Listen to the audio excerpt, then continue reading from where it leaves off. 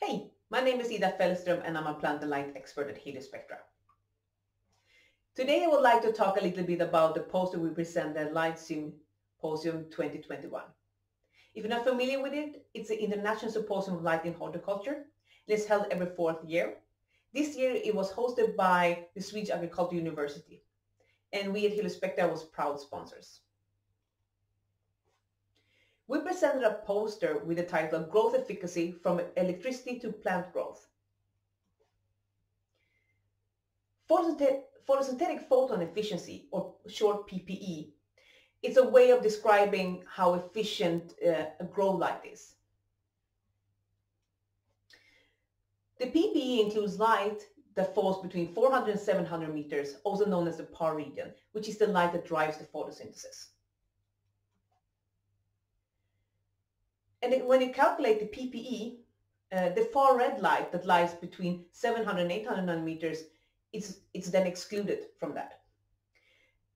Far red light has been shown to have a positive effect on plant growth, especially in an indoor environment when you're using LEDs as sole source lighting.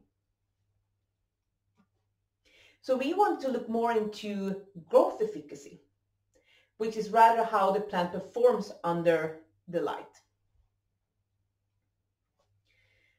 And generally, when you look at it, when you're targeting a really high PPE of a product, you can really get a high PPE, but that doesn't mean that it's an optimal, it's a nice spectrum for the plants to grow and develop under. And we want to investigate a little bit more in details about that. So we did that by using our flexible light called Elixia. We used a total of 270 watt per spectra.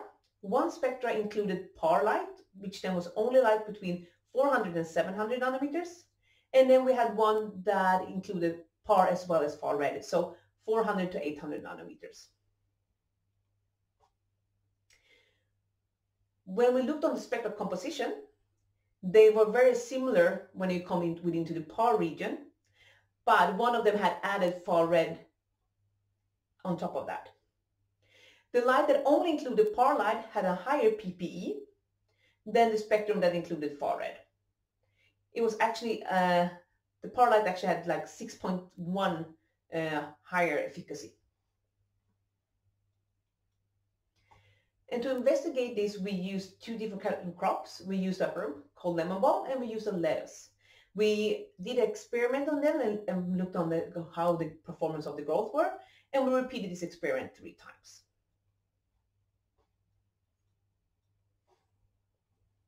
So if we jump ahead and we look a little bit on the results, let's start with the lemon balm. And let's start on looking on the size of it. You can see here on the picture that you visually have a quite dramatic difference when it comes to the height of the crop. And when we look at the numbers, it actually had a 65% increase in the size. But that was not all that happened. It also had a 16% increase of biomass. And if you look on the whole total increase of the growth efficacy, comparing the plants that grown without far red and with far red, the one grown with far red had a 17% increase in the growth efficacy. If you look on the lettuce, there as well, you can see visually a difference of the size, where you can see the diameter is much larger for the crop that grown with far red. It actually had a 14% increase of that size, but also had a 14% increase in the biomass. And the lettuce that been growing under the light with far red had 9% increase in the growth efficacy.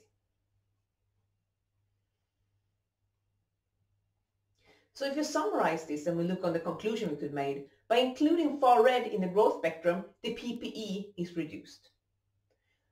But however, plants grown with far red spectrum had a larger size and had a higher biomass than the ones grown under the PAR spectrum. So the growth efficacy in the crop were higher in the far red spectrum, even though the lower PPE. So these results indicates that PPE of a grow light is not an accurate way of describing the performance of the spectrum. Thank you so much for listening in. And if you want to hear more details about the experiment we did and how we performed it, or if you want to know more about us, our grow lights, and the services we can provide, please don't hesitate to contact us.